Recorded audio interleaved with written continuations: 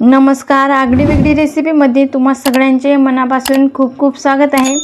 तर ही थाळी बघून तुमच्या तोंडाला पाणी सुटलंच असेल ना। तर बघा, इथं घोटलेलं वांग आहे, मस्त साधं वरण आहे आणि भरपूर लेयर्स निघलेल्या बट्ट्या सुद्धा इथं बनून तयार आहे। तर हा झाला आपला खानदेशी पद्धतीचा पाहुणचार। पाहुणे घरी आले, अचानक काय बनवायचं ते सुचत नाही, तर झटपट ही रेसिपी तुम्ही बनवू शकता। चव याची सुपर एकदम कमाल लागते आणि झटपट बनून संपूर्ण थाळी अशी पटापट बनून तयार होते। तर यापूर्वी मी वरणबट्टी कशी करायची त्याची रेसिपी ऑलरेडी पोस्ट केली आहे। खूप साध्या सोप्या पद्धतीने ते सुद्धा रेसिपी मी सांगितली आहे आणि ही सुद्धा रेसिपी जर तुम्हाला शिकायची असेल तर व्हिडिओ अजिबात कुठे स्किप करू नका। स्किप करून बघितला तर मग तुमच्या ह्या बाट्या छान अशा लेयर्स सारख्या होतील नाही। वांग घोटून कसं केलं आहे ते सुद्धा तुम्हाला बघायला मिळेल, त्यासाठी व्हिडिओ संपूर्ण बघा, अजिबात कुठेही स्किप करू नका। चला तर मग मस्त आपण संपूर्ण अशी जेवणाची थाळी, घोटलेलं वांग, वरण आणि बाट्या करायला लगेच सुरुवात करूया। पण तुम्ही जर का चॅनलवर नवीन असाल तर पटकन सबस्क्राईब करा, त्याचबरोबर बेल आयकॉन हिट करून ऑल सिलेक्ट करा। चला तर मग आपण मस्त असा खानदेशी पद्धतीने केला जाणारा पाहुणचार करायला लगेच सुरुवात करूया। सगळ्यात आधी इथं मी परातमध्ये 2 वाट्या गव्हाचं पीठ घेतलं आहे। तर या वाटीने मोजून त्यासाठी आपल्याला 1 वाटी बारीक रवा लागेल। बघा, इथं हा एकदम असा बारीक रवा घेतला मी। आता हा या गव्हाच्या पिठामध्ये घालून घ्यायचा आणि हे पीठ व्यवस्थित असं मिसळून घ्यायचं। तर बाटी करण्यासाठी तुम्ही गव्हाचं पीठ आहे ते जाडसरसुद्धा गिरणीमधून दळून घेऊ शकता, किंवा मग तुम्हाला तसं करायचं नसेल तर असं माझ्या पद्धतीने सुद्धा रवा घेऊन तुम्ही हे बाट्या तुम्ही करू शकता। बघा, इथं हे व्यवस्थित मिक्स करून घेतलं। आता यामध्ये आपल्याला किंचित हळद घालायची, त्याचबरोबर चवीनुसार मीठ आहे आणि 1 चमचा ओवा घेतला, तो हातावर छान असा क्रश करायचा आणि यामध्ये घालून घ्यायचा। हे बघा याप्रमाणे। तर इथे मी 1 चमचा तेल कडकडीत गरम करून घेतलं आहे। कुठलाही पदार्थ असा कुरकुरीत व्हायचा असेल त्यामध्ये गरम तेलाचं मोहन घालायला विसरायचं नाही। आता हे व्यवस्थित असं हलकंसं कोमट करून घ्यायचं। बघा, आता इथं हे तेल हलकंसं कोमट झालं। आता हे व्यवस्थित एकजीव करून घ्यायचं। याप्रमाणे असं छान हे पिठाला चोळून घ्यायचं, जेणेकरून बाटी छान ही अशी खुसखुशीत येईल। बघा, या पद्धतीने मस्त अशी एक मूठ वळली गेली पाहिजे। बघा अशी। आता हे मिश्रण मी व्यवस्थित मिक्स करून घेतलं। यामध्ये थोडं थोडं पाणी घालून कणिक मळून घेऊया। या पद्धतीने घट्टसर अशी आपल्याला ही कणिक मळून घ्यायची आहे। बघा, इथे मी छान अशी कणिक मळून घेतली आहे। तुम्ही बघू शकता, जास्त कडकसुद्धा नाही आणि जास्त मऊसुद्धा नाही, मध्यम प्रमाणे ही अशी कणिक मळून घ्यायची आहे। आता यावर एक झाकण ठेवायचं आणि 15 मिनटं ही कणिक सेट व्हायला ठेवून द्यायची आहे। बघा, इथं कणिक छान सेट झाली आहे। झाकण उघडून बघूया। तुम्ही बघू शकता मस्त अशी ही कणिक फुलली आहे। यामध्ये आपण रवा घातला होता, तर रवासुद्धा छान असा भिजलेला आहे। बघा, इथे एक पोळपाट घेतला। आता या पोळपाटावर एक वेळेस ही कणिक आपल्याला मळून घ्यायची आहे। या पद्धतीने बघा, एक वेळेस ही कणिक मी मळून घेतली। आता हाताला थोडंसं तेल लावून घ्यायचं आणि एक असा बघा या आकाराचा असा गोळा घ्यायचा। आता ही कणिक आपल्याला बाजूला ठेवायची आहे। प्लेटमध्ये ठेवून देते मी।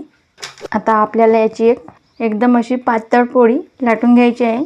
जशी आपण रोजची जशी चपाती करतो त्याचप्रमाणे पीठ न लावता पातळ अशी पोळी लाटून घ्यायची। बघा, सहज अशी लाटल्या जात आहे। यामध्ये आपण ओवा घातला, त्याचा सुगंध खूप छान येत आहे। बघा, याप्रमाणे अशी पोळपाट भरून आपल्याला ही पोळी लाटून घ्यायची।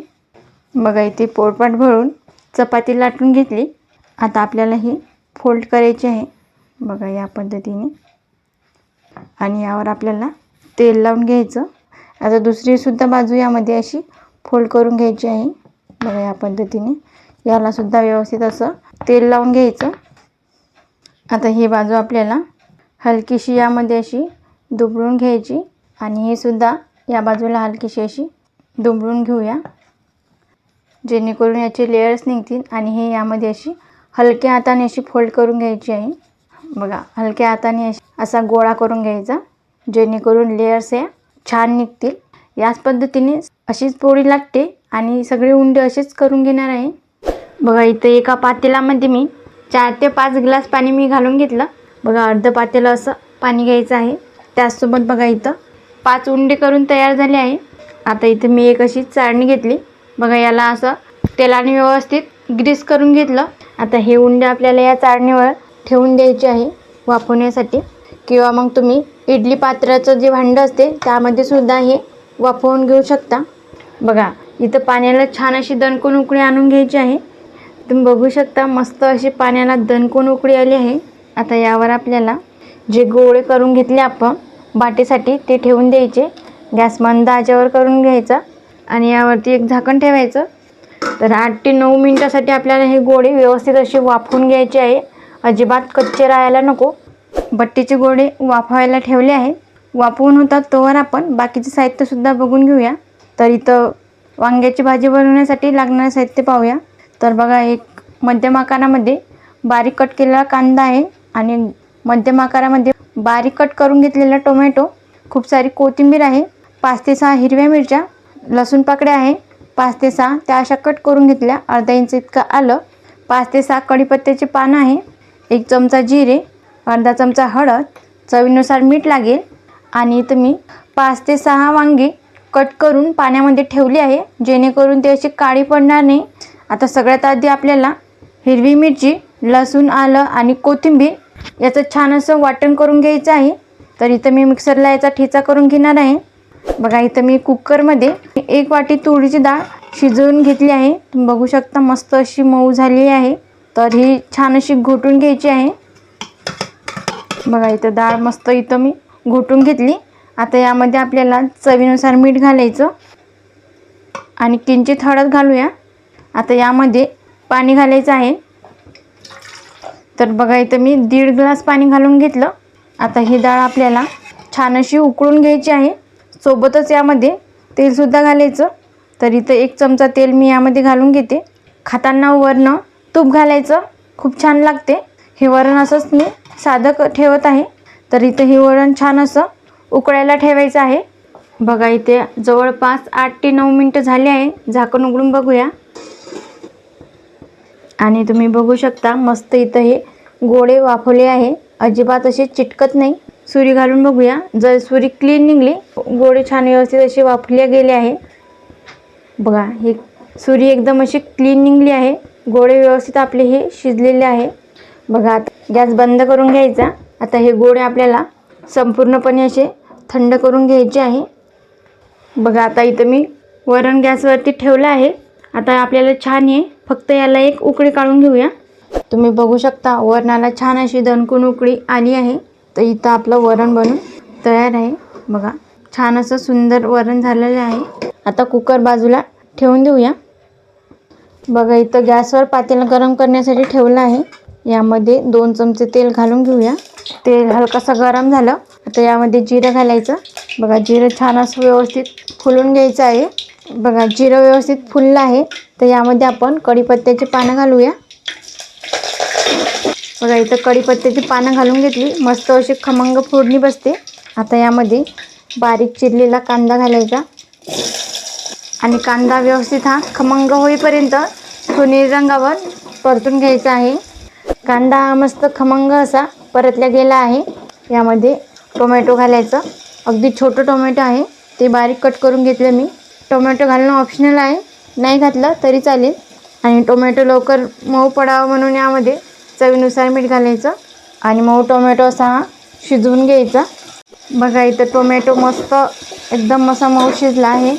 आता आपल्याला यामध्ये जे आपण लसूण, हिरवी मिरची, आलं आणि कोथिंबीर याचं वाटण करून घेतलं, हा यामध्ये घालून घ्यायचा. बघा असा अजिबात पाण्याचा वापर न करता याचा ठेचा करून घ्यायचा आणि कांदा टोमॅटोसोबत हा ठेचा घालून घ्यायचा आहे. व्यवस्थित हा ठेचा तेलामध्ये मस्त असा 3-4 मिनटासाठी खमंग असा परतून घ्यायचा आहे, जेणेकरून यातील कच्चा स्मेल आहे तो निघून गेला पाहिजे.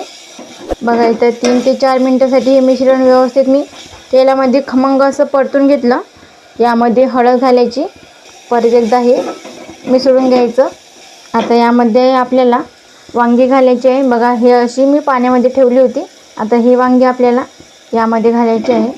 पाणी असं नितळून घ्यायचं लगोलग वांगी ही यामध्ये घालून घ्यायची आणि व्यवस्थित या मिश्रणामध्ये कांदी ही अशी एकजीव करून घ्यायची आहे. तर यामध्ये अजिबात मसाला घातलेला नाही, तरीसुद्धा ही वांग्याची भाजी खूप छान लागते. आता यावर झाकण ठेवायचं आणि 5 मिनिटासाठी एक वाफ काढून घ्यायची आहे, जेणेकरून हिरवी मिरचीचा ठेचा, कढीपत्त्याची पानं आणि तेलामध्ये छान ही अशी खमंग वाफ निघते. 5 मिनिटासाठी मस्त अशी वाफ काढून घेतली आहे आणि मस्त असा सुगंध घरभर दरवळला आहे. तर तेलामध्ये ही वांगी परतून घेणं खूप महत्त्वाचं आहे, जेणेकरून चव आहे त्या वांग्यामध्ये उतरली जाते. आता इथं मिक्सरचं भांडं धुवून पाणी घालायचं. आता यामध्ये मी फक्त 1 ग्लासच पाणी घालून घेत आहे. एकदा ही वांगी व्यवस्थित मिसळून घ्यायची. आता यावर ठेवायचं झाकण. 10 मिनिटासाठी व्यवस्थित आपल्याला ही भाजी शिजवून घ्यायची आहे. आता इथं आपली वांग्याची भाजी शिजते तोवर आपण बट्टीचे गोळे कापायला घेऊया. बघा इथं हे बट्टीचे गोळे संपूर्णपणे मी इथं थंड करून घेतले आणि काही दिसत आहेत भारी. तुम्ही बघू शकता रंगही सुरेख आला आहे. आता आपण कट करून घेऊया. बघा इथं मी सुरी घेतली आणि आता हे गोळे आपल्याला कट करून घ्यायचे या पद्धतीने. आणखी याला असं कट करून घ्यायचं. बघा मस्त असे लेयर्स निघले आहे, तुम्ही बघू शकता. तेलामध्ये जेव्हा तळायला घेऊ तेव्हा छान याचे लेयर्स निघतील. एका याचे 4 भाग करायचे आहे आपल्याला. या पद्धतीने असं हे कट करून घ्यायचं. बघा मस्त याला हलकेसे लेयरसुद्धा निघले आहे. आता याच पद्धतीने बाकीचे सुद्धा आपण हे गोळे कट करून घेऊया. बघा इथं मी कढईमध्ये बट्टी तळण्यासाठी तेल गरम करायला ठेवलं आहे आणि तेल आपल्याला छान असं कळकळीत गरम करून घ्यायचं आहे. इकडच्या गॅसवर मी वांग्याची भाजी शिजवण्यासाठी ठेवली आहे. बघा इथं तेल छान असं कळकळीत गरम झालं. बघा इथं मी सगळे बट्टीचे गोळे कट करून घेतले आणि मस्त याला लेयरसुद्धा निघले आहे. आता तेल व्यवस्थित कळकळीत तापलं आहे. आता यामध्ये आपल्याला जेवढे मावतील तेवढे असे बट्टीचे गोळे यामध्ये असे सोडून घ्यायचे. आता या बट्ट्या आपल्याला छान अशा गोल्डन रंगावर येईपर्यंत तळून घ्यायच्या आहेत. तुम्ही बघू शकता मस्त इथं असे लेयर्स निघले आहे. क्या बात आहे. बघा छान पदर सुटली याला. तुम्ही एक एक बट्टी बघू शकता. व्यवस्थित असे मस्त लेयर्स आले आहे आणि एकदम अशी खायलासुद्धा छान अशी खुसखुशीत लागते. तर मस्त इथं आपण गोल्डन रंगावर ही बट्टी तळून घेऊया. बघा इथं बट्ट्या मस्त अशा गोल्डन रंगावर तळून घेतल्या, म्हणजे जेणेकरून आतील भागामध्ये अजिबात हे कच्चं राहणार नाही. तर याला आपण काढून घेऊया. संपूर्ण तेल नितळून काढायचं आणि असं एक एक करून ह्या बट्ट्या काढून घ्यायच्या आहे आणि याच पद्धतीने दुसऱ्यासुद्धा आपण बट्ट्या तळून घेऊया. बघा इथे 10 मिनिटं झाली आहे. आता आपण झाकण उघडून बघूया. बघा इथे वांगं मस्त असं शिजलेलं आहे. मस्त याला तरीसुद्धा आली आहे, तुम्ही बघू शकता. क्या बात आहे. आणि सुगंधही खूप असा आपल्यातून येत आहे.